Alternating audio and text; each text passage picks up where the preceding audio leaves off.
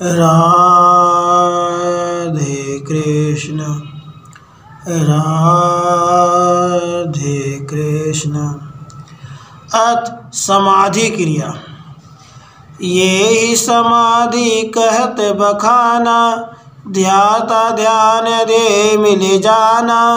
तीन अवस्था समाधि माही, सविकल्प निर्विकल्प जो ताही। तीसरा जड़ समाधि राहा, जिनको पारक ज्ञान नवाहा। सविकल्प समाधि उसी को गावा, रूप पहचान जो नहीं पावा। जड़ समाधि तेजो होई, बाहर जान ज्ञान ना सोई। समाधि अवस्था में ध्याता, ध्यान और ध्येय यह तीन एक हो जाते हैं, उसको समाधि कहते हैं। समाधि में तीन अवस्थाएं हैं, एक सविकल्प समाधि, जड़ समाधि तथा निर्विकल्प समाधि। सविकल्प समाधि उसको कहते हैं कि बाह्य कोई प्रकार के वातावरण को जाना जाता है, और जड़ समाधि उसको कहते हैं कि वृत्ति जड़ रूप हो जाती है। यह अवस्थाएं बाहर जाने की ताकत नहीं रहती है, और भीतर के सच्चे रूप की पहचान नहीं होने से वह जड़ समाधि है। निर्विकल्प समाधि आई, यह तीनों एक होए जाही। निर्विकल्प याही को कहा, इनसे मोक्ष होए जो आहा। आवागमन रहित होए जाई, भवसागर में कभी न आई। यह क्रिया हठ योग ते कहा, ऊपर लिखा जो वर्णन आहा। निर्विकल्प समाधि यह है कि ज्ञान सहित ध्याता, ध्यान, ध्येय ये तीन तत्वों का आनंद प्राप्त होता है। वह सूरता ब्रह्म जीव के सुख का आनंद लेती है, अतः कल्पना रहित है। उनसे मोक्ष पद प्राप्त होता है और आवागमन रहित हो जाते हैं। यह हठ योग क्रिया का वर्णन है। ध्याता ध्यान दे को जो पहचाना होए, तो यह क्रिया अमृत सम मोक्ष देते है सोए। ध्याता, ध्यान और ध्येय की यह क्रिया से पहचान होती है, उसके लिए यह क्रिया अमृत समान है, अतएव वह मोक्ष प्रद देती है। जीव ब्रह्म प्राण और सूरता, चारों भेद जाने घट समता। चारों भेद जो न पहचाना, तब से क्रिया फिक करी जाना। जो यह क्रिया करनत सोई, ताते गुरु बिन करो न कोई। साधक योगी के लिए जी को, सवेरे 5 बजे उठनी को। नित्य क्रिया देह का कारी, ध्यान अभ्यास करे तैयारी। जीव ब्रह्म प्राण और सुरता यह चारों का भेद घट में समझे होए, तो यह क्रिया अमृत समान है। किंतु यह चारों का भेद यदि बराबर नहीं जाना होए, तो यह क्रिया फीकी है। और यह क्रिया गुरु सिद्ध किए हुए उनसे खींचकर करना चाहिए। योगी साधकों के लिए सुबह में 5 बजे उठकर शरीर की सब क्रियाओं से निवृत्त होकर ध्यान अभ्यास का आरंभ करना चाहिए। 10 बजे तक अभ्यास कराई, भोजन करी आराम लो आई।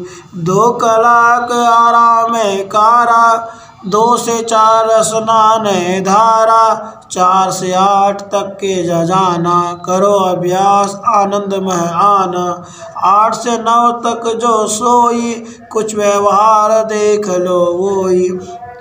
10 बजे तक अभ्यास करके पश्चात 2 घंटे तक आराम लेकर 2 बजे से 4 बजे तक स्नान धोवन आदि शारीरिक क्रियाएं करके शाम को 4 बजे से 8 बजे तक योगाभ्यास करना चाहिए, और 8 से 9 बजे तक व्यवहार का कुछ कार्य करना चाहिए। 10 बजे तुम ही सोए जाओ, 5 बजे तुहा जागी जाओ। वही कार्य नित नित होई, तेई करो आनंद मन जोई। मन हरदम आनंद के माही, राखो क्रिया अभ्यास ताही। 10 बजे सो जाना और प्रातःकाल 5 बजे जागृत होकर उठ जाना। और यह योगाभ्यास नित्य नियमानुसार आनंद मन से करना चाहिए। मन सदा सर्वदा आनंद में रहे, ऐसा बर्ताव करना चाहिए।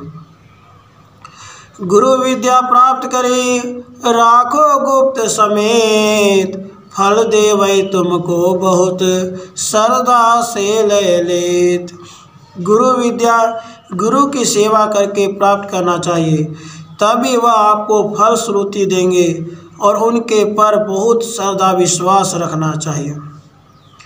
बहुत बोलो ना मौन रहाई, झूठ कठोर बोलो ना जाई।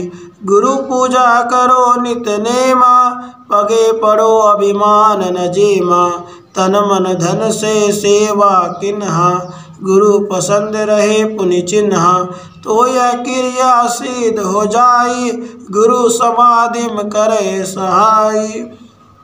बहुत बोलना या मौन भी नहीं रहना, असत्य कठोर वचन नहीं बोलना, प्रतिदिन गुरु की सेवा करते रहना। गुरु के चरण कमल में शीश नवाकर, अभिमान अहम भाव छोड़कर, तन मन धन और वचन से सेवा करके गुरु को खुश आनंद मग्न रखने से यह क्रिया सिद्ध हो जाएगी और गुरु समाधि क्रिया समझा देंगे। अपने हक के अलावा विशेष भोजन पान पहिरन ओढ़न आदि सेवन में नहीं लेना चाहिए। दूध घी गेहूँ मूंगफली होई, मिष्ठान खाय योग्य जो होई। जो सेवन से बुद्धि होई भरमा, ऐसा अमल करो न तनमा। खाटा तीखा ते सूखा खारू, बासी ठंडा नहीं आहारू। तेल लगाए करो स्नाना, पानी कभी न लागे जाना। स्त्री पुत्र कुटुंब जो होई, इन पर मोह न राखो जोई। धन संपत्ति में चित्त न दीजे, हिंसाचारी द्वेष न कीजे। दूध घी गेहूँ मूंग मिष्ठान आदि का योग्य प्रमाण से सेवन करना, किंतु जिसका सेवन करने से बुद्धि भ्रमित होती होए और क्रिया में बाधक होए उसका अमल सेवन नहीं करना।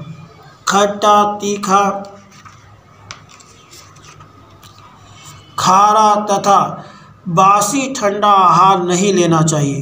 तेल से शरीर की मालिश की जाए कि जिससे शरीर पे पानी नहीं लगेगा। स्त्री कुटुंब धन संपत्ति आदि में मोह नहीं रखना तथा हिंसा चोरी व द्वेष नहीं करना।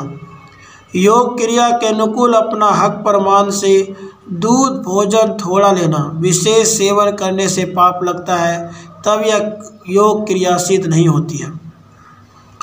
स्त्री के सहवास में तुम न कभी जाओ, योग आग सेवन करो धातु नाश न पाओ। स्त्री के सहवास में भूल से भी नहीं जाना चाहिए। अग्नि और मादा कोई पदार्थ का सेवन करना नहीं कि जिससे धातु क्षीण नहीं होए।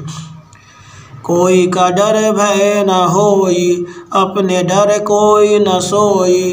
नीच ऊंच आसन न ताही, ऋतु परमान गर्मी शीत आही। कोमल वस्त्र शरीर पर सोई, कठिन वस्त्र मन पसंद न होई। सतो गुण पर जो मन पसंदा, रहे वो ही ते वर तो आनंदा। शब्द स्पर्श रूप रस ताही, गंध और सब विषय बुलाई। कोई क्रिया करेंगे आगे, तपस्वी सुफल परिश्रम में लागे। अपना किसी को भय डर नहीं दिखाना चाहिए तथा अपने को भी किसी का डर भय नहीं होना चाहिए। नीचा ऊंचा आसन तथा गर्म ठंडा वस्त्र आदि ऋतु अनुकूल अपने शरीर योग्य होना चाहिए। कोमल वस्त्रों को शरीर पर धारण करना चाहिए। कठिन वस्त्रों से मन प्रसन्न मुग्ध नहीं रहता है। सात्विक गुणों पर मन प्रसन्न रहे ऐसा वर्तन करना। शब्द स्पर्श रूप रस गंध या 5 विषयों आदिकों को भूल जाना, यह सब साधनों का पालन करने से ही आत्म कल्याण होता है। योगी राज पूज्य तपस्वी साहब कहते हैं कि उक्त जो हठ योग की क्रिया का हमने वर्णन किया है, वह क्रियाओं का कोई जिज्ञासु अभ्यासी आचरण करेंगे उसको सुख शांति प्राप्त होगी कि जिससे हमारा सकल परिश्रम सफल हो जाएगा। राधे कृष्ण, राधे कृष्ण।